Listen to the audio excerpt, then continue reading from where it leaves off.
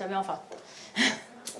Allora, il mio intervento oggi sarà in due parti, come sapete. La prima parte che riguarderà, diciamo, la relazione fra l'ambiente, diciamo, più che altro ambiente in senso di inteso come ambiente esterno o ambiente costruito, quindi abitazioni, e appunto ambienti esterni, quindi la differenza che troviamo, insomma, nel comportamento dell'uomo a seconda dell'habitat proprio dell'uomo.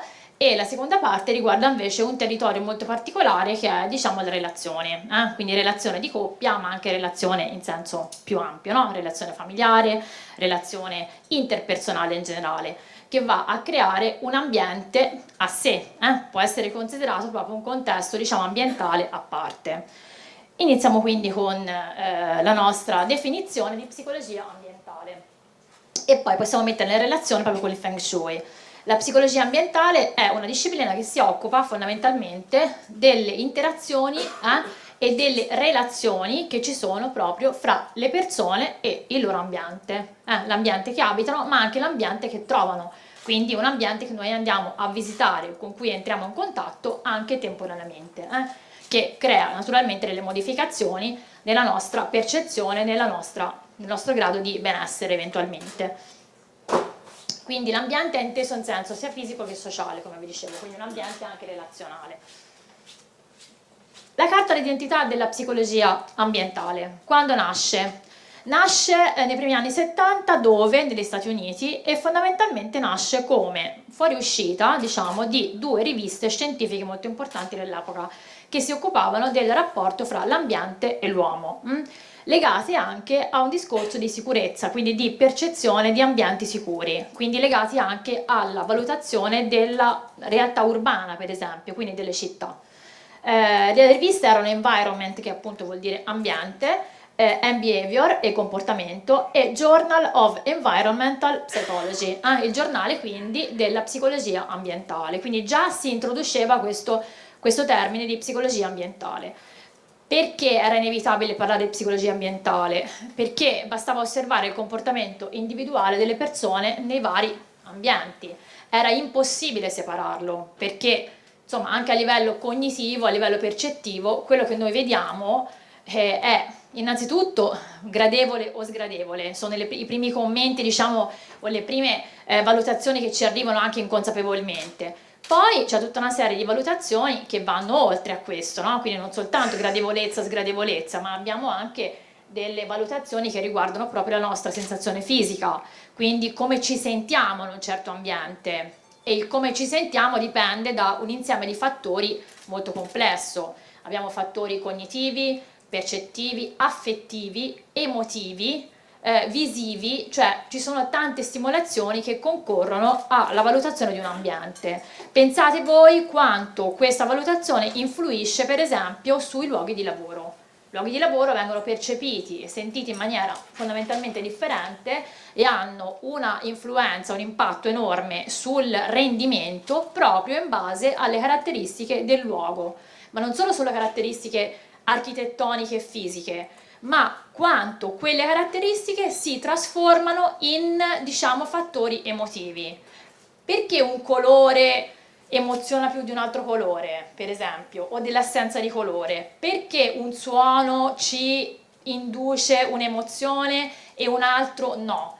Perché il rumore ha un effetto paradossale sulle prestazioni lavorative? Vale a dire che un ambiente completamente silenzioso, paradossalmente, tende a addormentare di più rispetto a un ambiente con un piccolo livello di rumore ma costante, che attiva e mantiene sempre attivo un livello di arousal, chiamato attivazione cerebrale. Quindi c'è un effetto paradossale, sembrerebbe strano ma è così, quindi un lieve rumore o comunque una lieve variazione del livello di base ci fa lavorare meglio, cioè ci fa attivare di più. Quindi tutte queste caratteristiche attengono proprio all'insieme di cognizione di contenuti che riguardano la psicologia ambientale. Quindi immaginatevi dagli anni 70 quanta strada ha fatto, anche non solo perché è passata oltreoceano, ma perché è passata a occuparsi anche di cose molto più vicine a noi rispetto all'origine. Infatti vedete come si sono evoluti gli studi sulla psicologia ambientale. Siamo partiti da, diciamo, appunto quello che dicevo poco fa, fino ad arrivare appunto agli ambienti costruiti, abitazioni, luoghi di lavoro, luoghi di studio, di cura, di svago, di detenzione anche. Per l'appunto qui davanti ho visto che c'è il carcere di Bologna, realtà che conosco molto bene e appunto osservavo un po', no? Cioè i luoghi di detenzione sono costruiti appositamente in una certa maniera, insomma. Poi abbiamo le relazioni fra ambienti, inteso come macroambienti, quindi ad esempio il pianeta, la Terra o comunque l'universo, comunque un ambiente inteso nella sua accezione maggiore, e la comunità, quindi intendiamo l'inquinamento in senso generale, l'atteggiamento verso l'ambiente stesso, la sicurezza e la percezione del rischio, che sono una branca a sé stante addirittura della psicologia, che è la psicologia della sicurezza, che riguarda sia luoghi di lavoro che luoghi di ogni genere. Contributi ambientali nella prevenzione dei comportamenti antisociali. Questo è un argomento che toccherò volentieri perché naturalmente occupandomi anche in quanto criminologo, occupandomi proprio dei comportamenti antisociali e criminali, vi spiegherò come induca o meno un comportamento antisociale in una persona, in un individuo, ok? Come vi dicevo, i principali contributi della psicologia ambientale provengano dalle sue parenti, quindi psicologia cognitivismo, la neuropsicologia, che è, sapete, è una branca diciamo, della psicologia, ma è a cavallo con la neurologia, con la medicina, si occupa di vedere come le strutture e le funzionalità cerebrali si accompagnano a processi psicologici. Quindi, ad esempio, ci fa vedere come un'emozione scaturisca da un funzionamento cerebrale, come un'alterazione di un emisfero corrisponda a un'alterazione comportamentale e quant'altro. La psicologia sociale, fondamentale perché i forse principali contributi provengono dalla psicologia sociale, e la psicologia sistemico-relazionale, che vedremo meglio nella seconda parte del mio intervento, quando parleremo proprio delle relazioni, quindi degli ambienti intesi come contesti di relazione. Il rapporto fra la psicologia ambientale e il Feng Shui, quindi veniamo a qualcosa diciamo di più specifico che mi lega in questo momento alla bravissima Luna Rossi. Entrambi si basano, che la psicologia ambientale e il Feng Shui si basano entrambi su meccanismi naturalmente di percezione, come sapete, ma non solo, anche bioenergetici. Abbiamo visto molto bene appunto il ritmo circadiano come sia fondamentale per il benessere, come la sua alterazione corrisponda a un'alterazione anche diciamo di parametri importanti a livello individuale, sia fisico sia psicologico, perché un'alterazione del ritmo circadiano che sia continuativa naturalmente viene a produrre sulla persona un significativo cambiamento anche comportamentale. Quindi la bioenergetica è molto importante e naturalmente i meccanismi percettivi dello spazio e del tempo.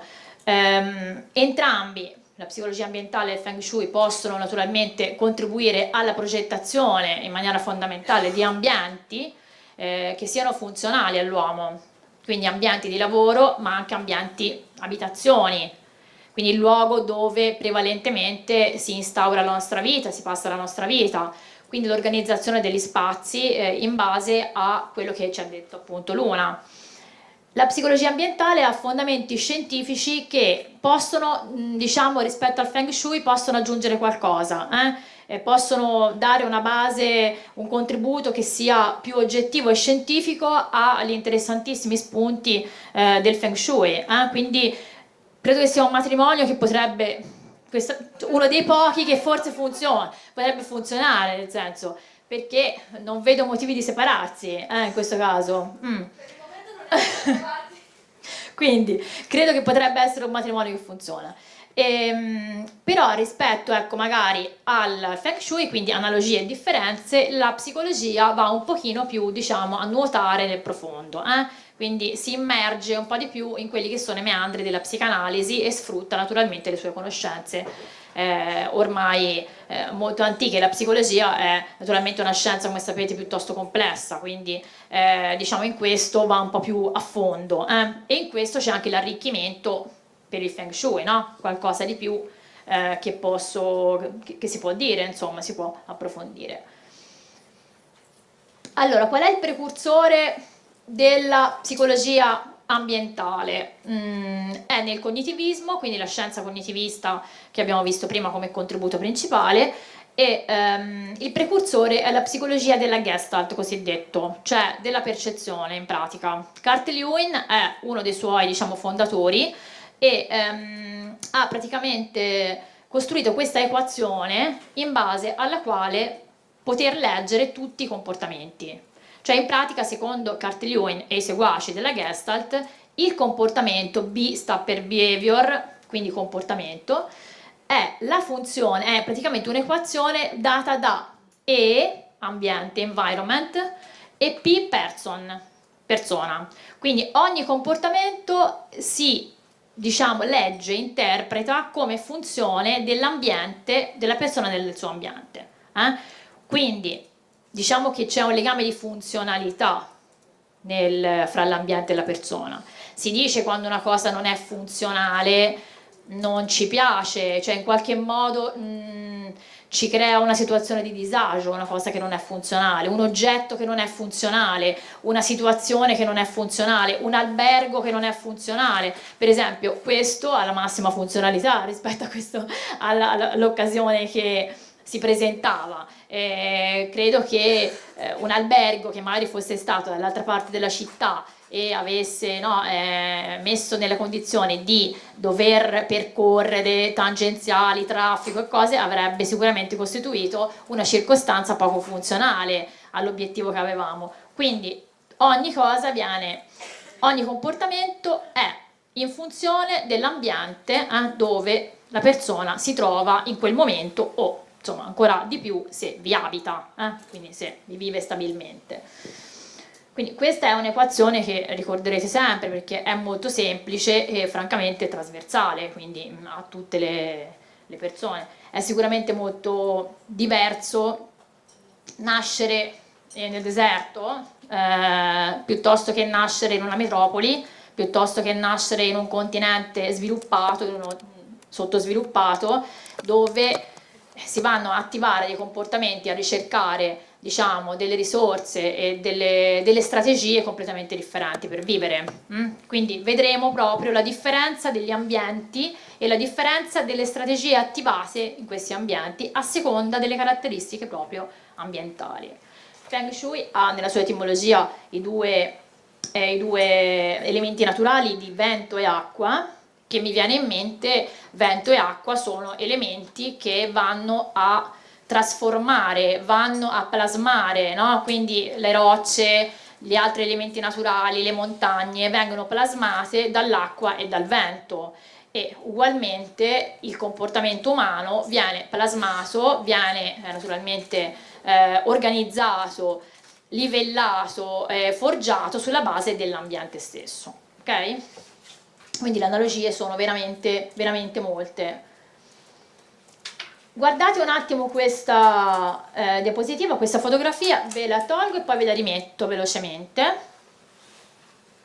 La Gestalt cosa dice? Che di fronte a una cosa del genere, ad una fotografia, un'immagine del genere, l'occhio, cioè la prima immagine, la prima percezione è globale, cioè non si vanno a cogliere i dettagli. In un secondo momento attiviamo altre funzioni cerebrali che vanno a cogliere i dettagli. Quindi all'inizio la Gestalt è una Gestalt, diciamo, unitaria, e aggiungo, cioè in questo caso cosa provoca una visione del genere? Ovviamente una emozione alquanto positiva, quindi attiva tutta una serie di, diciamo, sostanze che mi vanno a conferire, a dare una emozione di benessere. Diverso se vi faccio vedere naturalmente la foto della tangenziale congestionata, insomma, credo che sia molto diverso.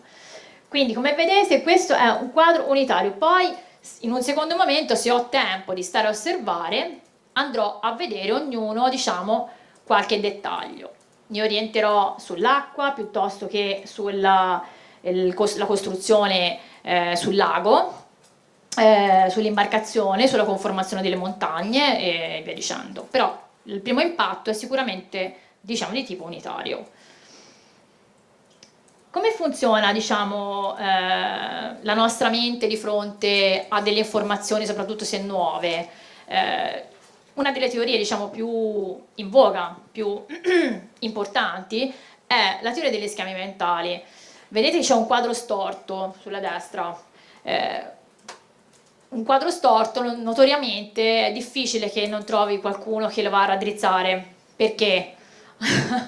Perché, diciamo, è una percezione che crea una dissonanza, va bene? Cioè una dissonanza rispetto a uno schema, fondamentalmente. Noi partiamo sempre da degli schemi, che siano, cioè sono schemi interni. Quindi quando una persona ha uno schema interno, tutto quello che non corrisponde a questo schema interno viene considerato come dissonante. La media, noi ci riferiamo a una media quando andiamo a analizzare comportamenti umani, cioè ci riferiamo alla curva di Gauss e alla curva normale statisticamente, dove la maggior parte dei comportamenti umani si trovano intorno alla media, quindi abbiamo non tantissime eccezioni e se ci sono c'è un motivo, no? Nel senso, quindi le persone che si allontanano dalla media è per un motivo.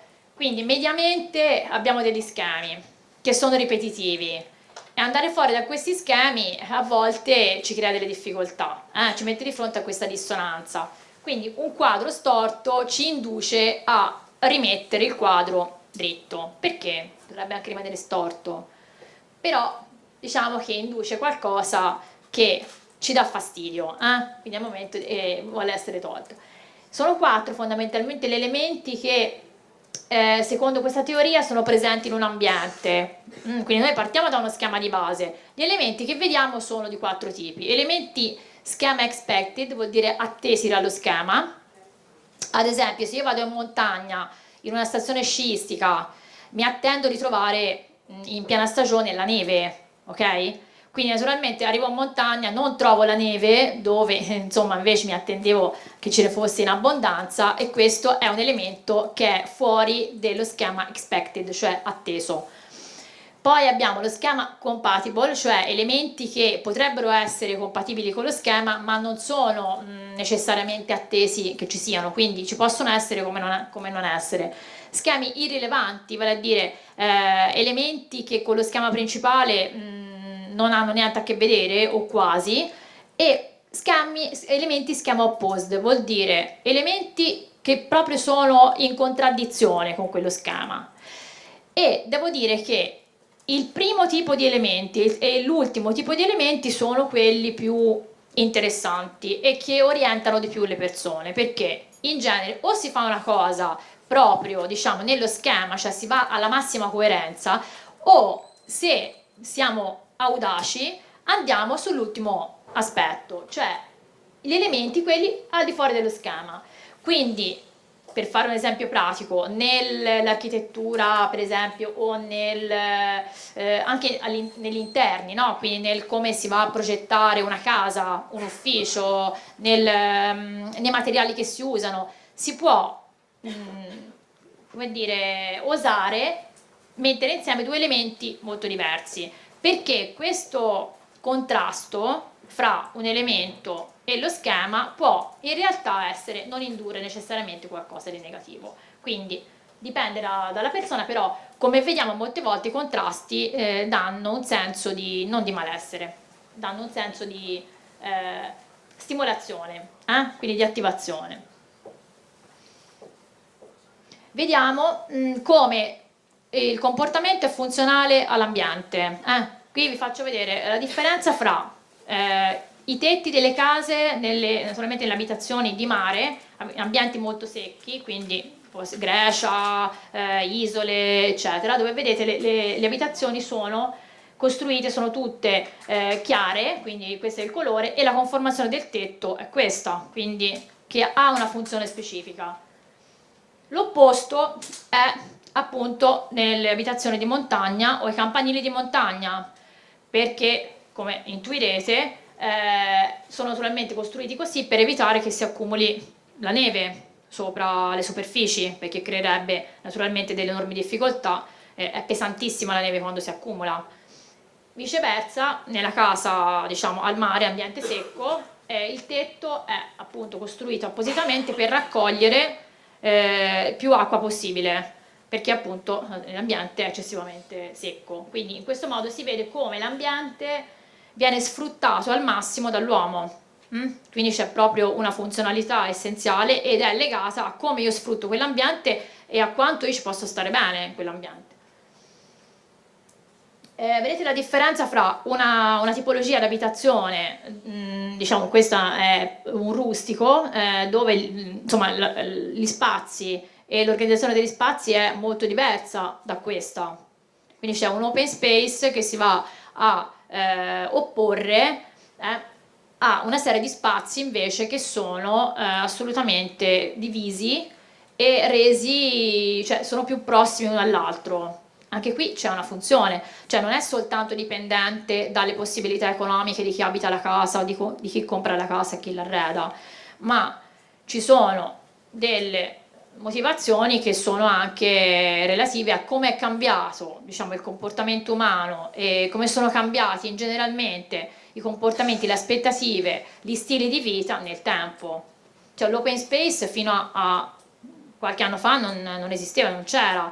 Prima si costruivano le pareti, cioè si mettevano le pareti in cartongesso per dividere gli ambienti, la maggior parte delle volte. Adesso è un po' il contrario, l'open space viene preferito alla suddivisione degli ambienti. Perché secondo voi? Una domanda che vi siete mai fatti, ci pensate?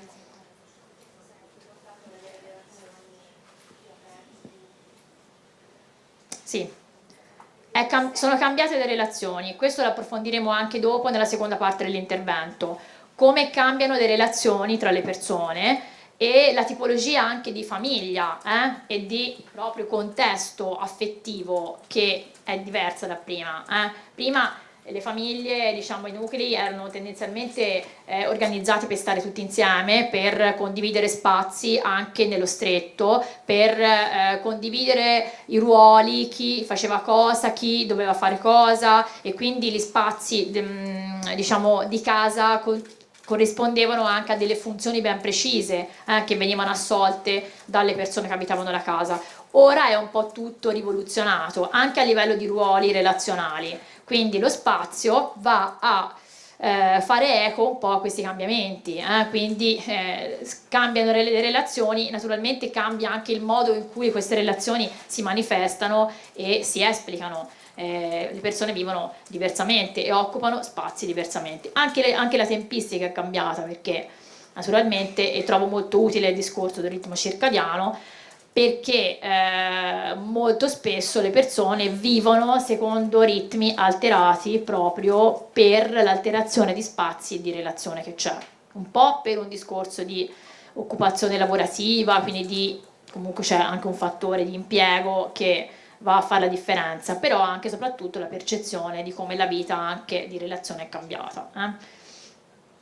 Vedete appunto l'open space, oltretutto abbiamo un utilizzo veramente massiccio al posto della parete, cioè del vetro, acciaio, questi materiali. Il vetro, quindi la trasparenza rispetto a quello che si vede dentro, corrisponde a un cambiamento notevole negli ultimi tempi, perché il concetto di privacy è fondamentalmente modificato rispetto a prima.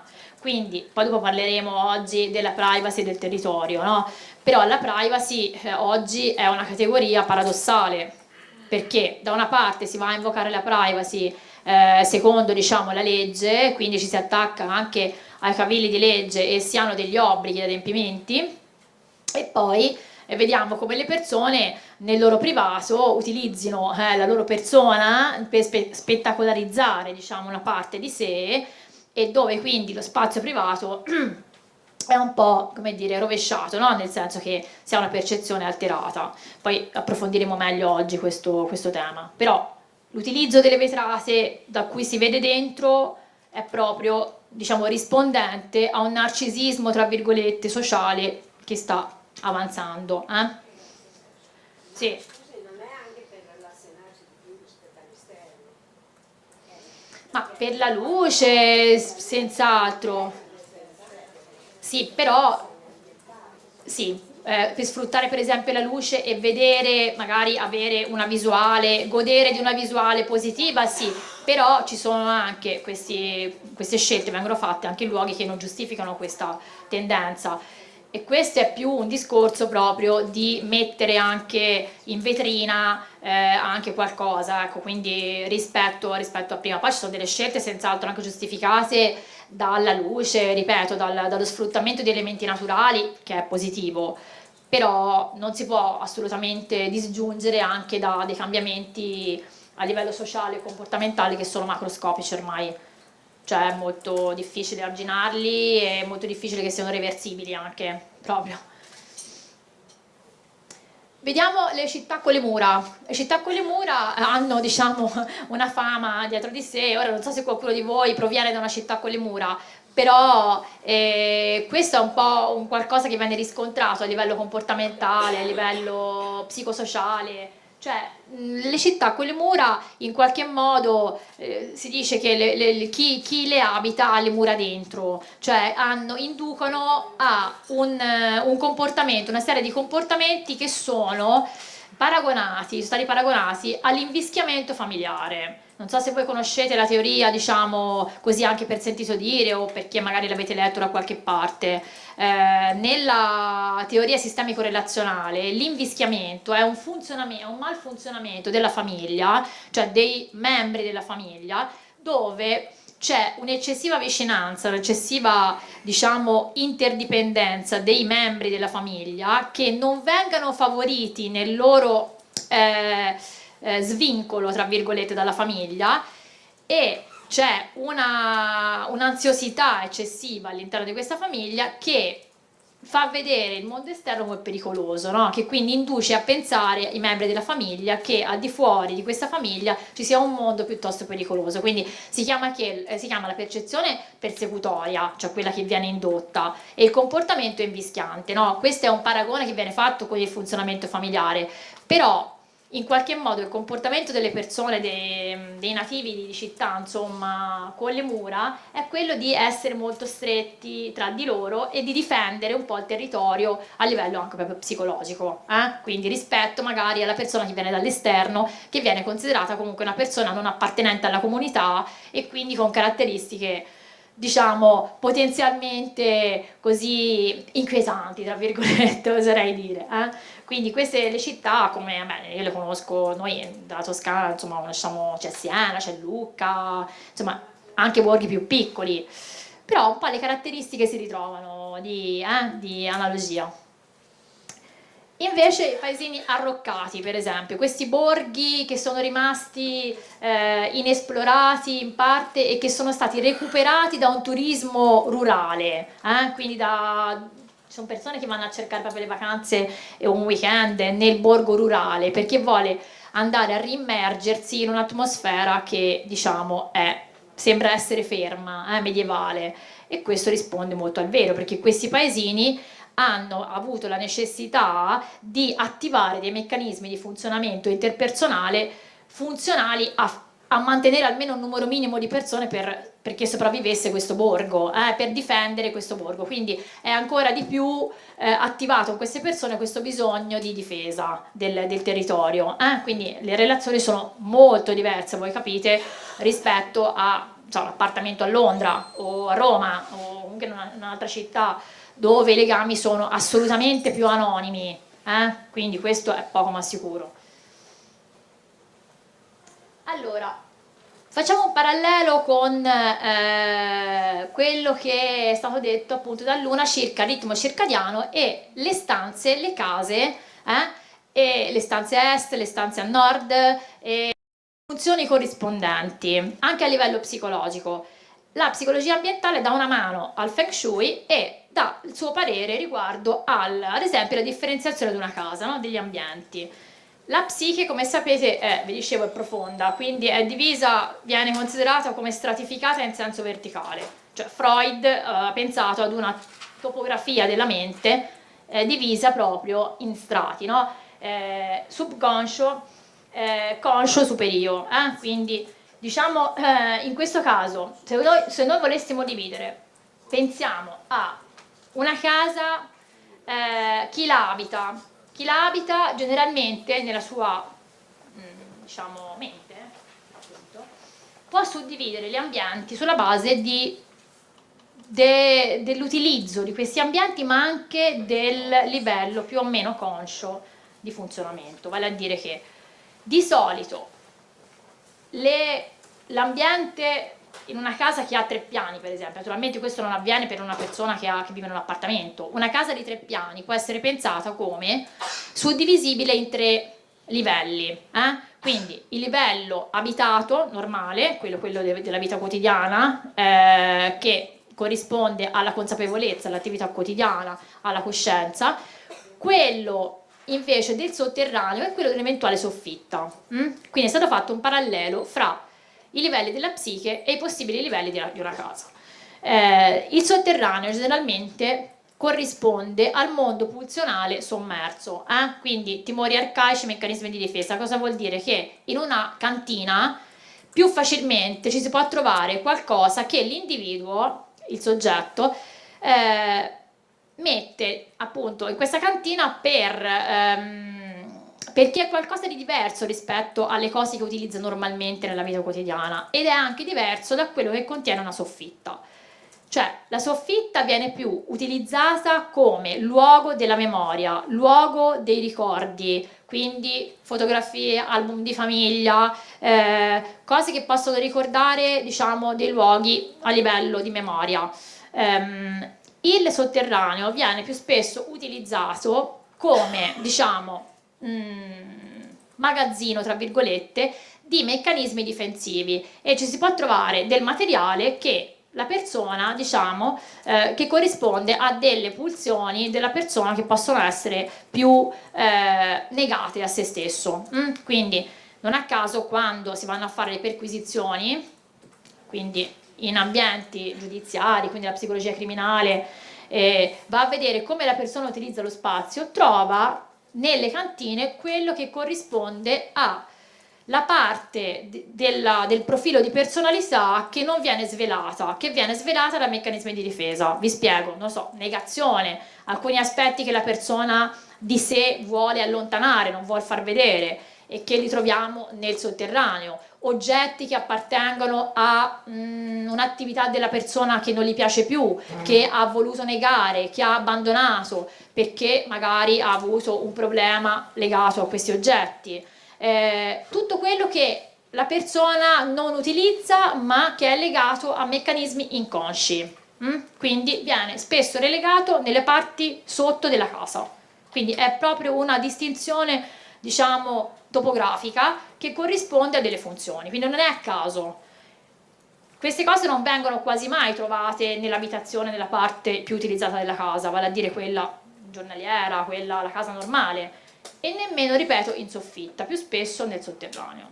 Questa sono riscontri di studi fatti sulle case, naturalmente case, ripeto, che hanno più piani, perché una persona vive in un appartamento, probabilmente queste cose le destina in un altro luogo, ecco, deve trovare un altro modo tutti hanno un inconscio, tutti hanno un passato, tutti possono avere qualcosa che nascondono, per esempio, comunque non viene detto. E quindi questa è la suddivisione degli spazi di casa. Volevo anche un attimo riallacciarmi, se c'era tempo, al discorso dell'inconscio, Luna, allora no, allora eventualmente ve lo posso poi oggi, se c'è tempo, ok. Andiamo avanti, salto un attimo anche questo. Allora, torniamo sulle mappe.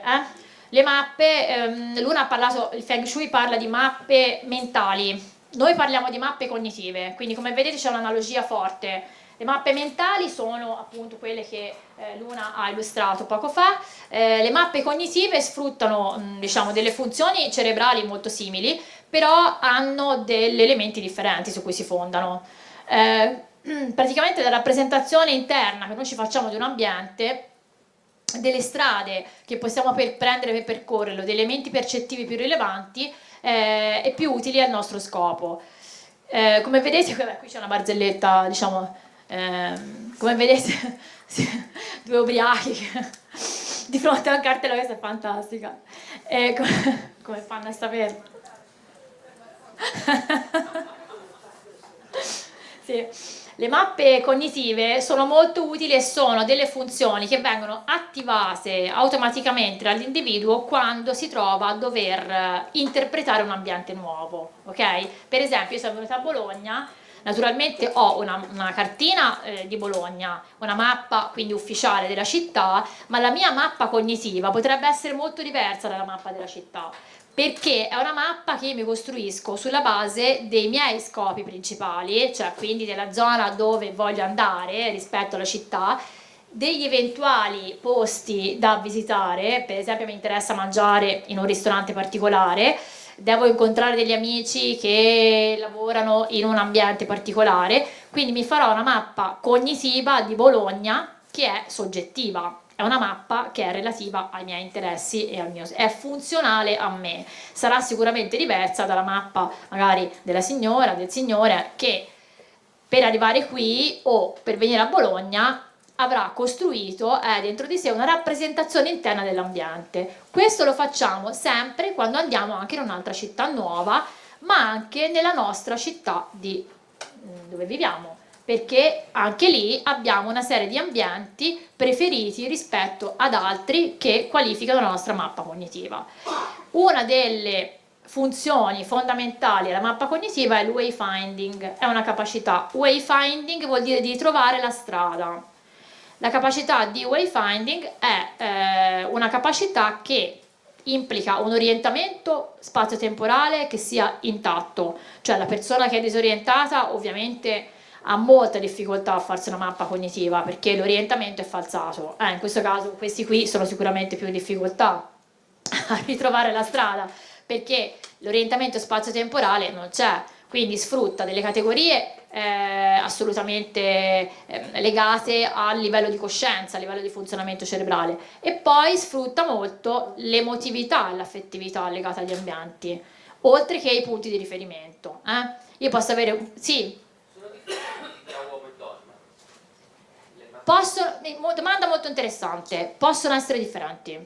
Sì. Proprio perché, a parte la differente funzionalità cerebrale proprio quindi di ragionamento e di strutture cerebrali, ma anche proprio un discorso di personalità, che quindi sicuramente differenzia uomini e donne, sì.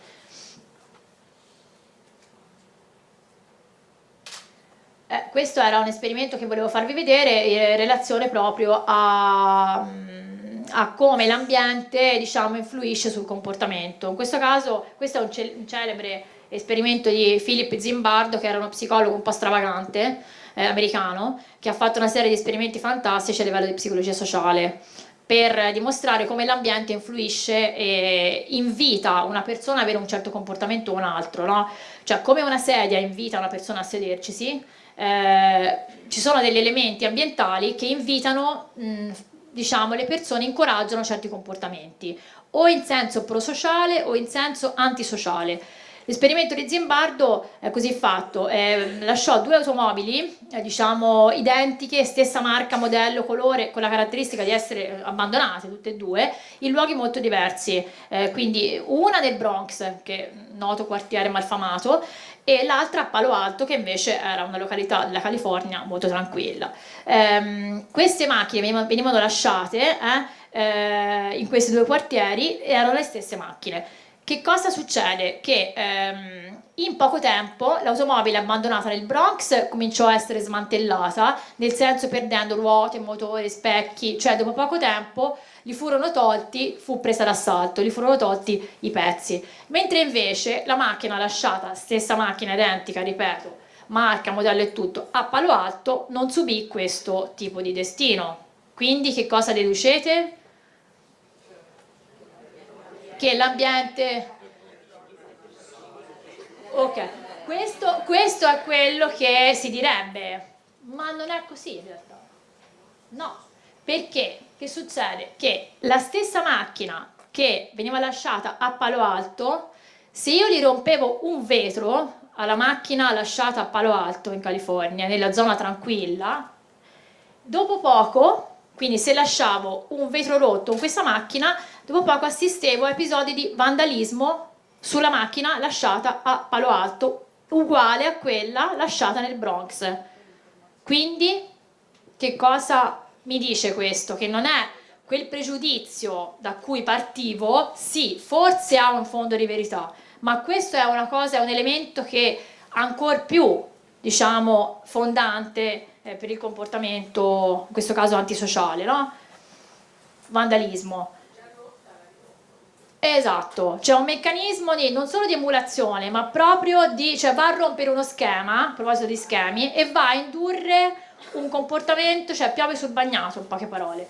E si arriva alla teoria delle finestre rotte, che è una teoria criminologica di derivazione proprio da questi esperimenti di Zimbardo, che mi dice che appunto laddove c'è un segno evidente di degrado, poco dopo ci sarà nei dintorni di quel segno evidente di degrado, si chiama delle finestre rotte, ma potrebbe essere un qualcos'altro, va bene? Si può estendere ad altri esempi, comporta la rottura di tutte le finestre e nei dintorni del palazzo con le finestre rotte, in questo caso della macchina col vetro rotto, troviamo altri segnali di degrado e lì inizia una spirale di degrado urbano e sociale. Quindi questo è uno studio, è stato uno dei studi più celebri e che ha avuto più seguito perché è estremamente vero, ma questo non è vero soltanto per quanto riguarda il vandalismo, è vero anche per quanto riguarda il nostro utilizzo degli spazi quotidiani. Se io vado nell'ufficio pubblico dove c'è un orologio fermo da molto tempo e nessuno lo mette a posto, o in un altro ufficio dove c'è una forma di superficialità, di non funzionamento, io cosa traggo da quell'ufficio? Cioè da quale impressione ho?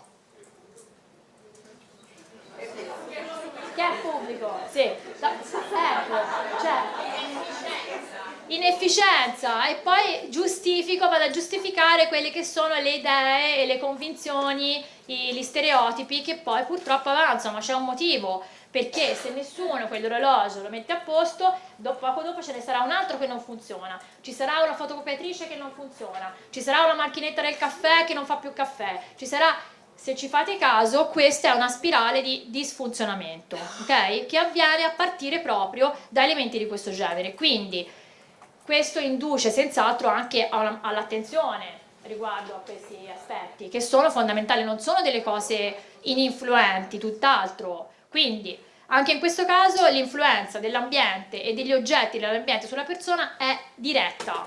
È diretta.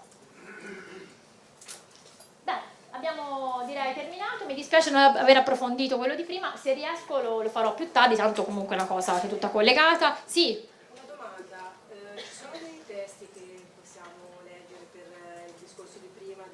Zimbardo? Sì. Ah sì, poi eventualmente li lascio la bibliografia, sì, uno dei riferimenti, certo, certo. Bene, vi ringrazio per l'attenzione, ci vediamo dopo, andate a prendere il caffè.